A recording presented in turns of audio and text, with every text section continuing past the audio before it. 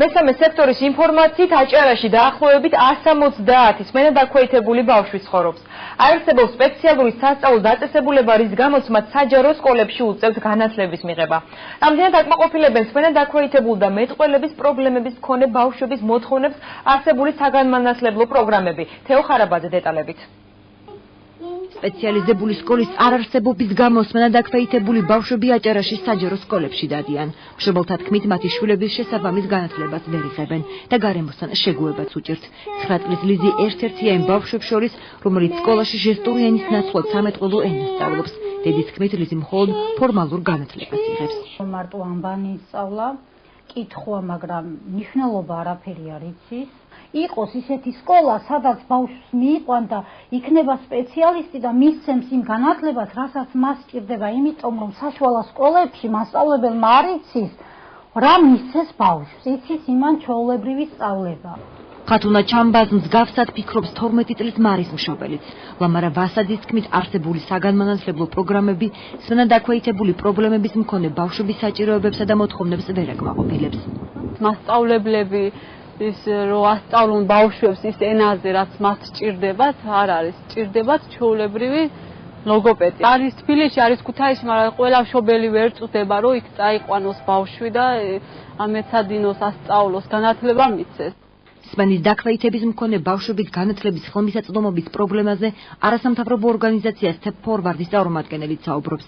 ცირა კაპანაძე ამბობს, რომ მშობლები იძულებულები არიან ბავშვები თბილისის ან ქუთაისის სპეციალურ სკოლებში გაგზავნონ, სადაც ისინი მისივე განმარტებით სოციალურად ობლები ხდებიან. დღეისათვის საქართველოში სმენადაქვეითებული ბავშვის ინდივიდუალურ საჭიროებებზე მორგებული მიდგომები არ არსებობს.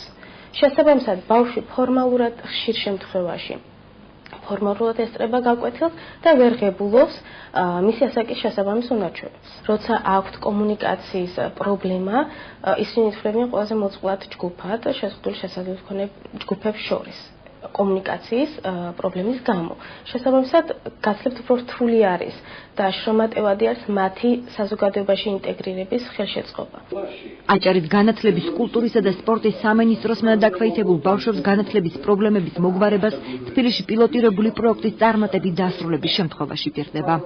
განათლებისა და მეცნიერების სამინისტრომ უკვე შემუშავებული აქვს ამ კატეგორიის ბავშვებისთვის სასწავლო პროგრამები. და თბილისის ერთ-ერთ სკოლაში გადის ეს პროგრამები პილოტირებას. რაც იმას ნიშნავს, რომ სასწავლო წლის ბოლოს, ანუ 2013-14 სასწავლო წლის ბოლოს ეს პროგრამები დაიხვეწება და 2014-15 სასწავლო წლიდან ამ კატეგორიის ბავშვების ყველა საჯარო სკოლების მასწავლებლები გადამზადებოდა და ისწავლიან ახალი პროგრამით. საქართველოს ინკლუზიური განათლების განვითარების სამმართველო სკოლებს ურჩევს, რომ პედაგოგებმა მასწავლებლის სახლში შესაბამისი გადამზადების კურსი გაიარონ.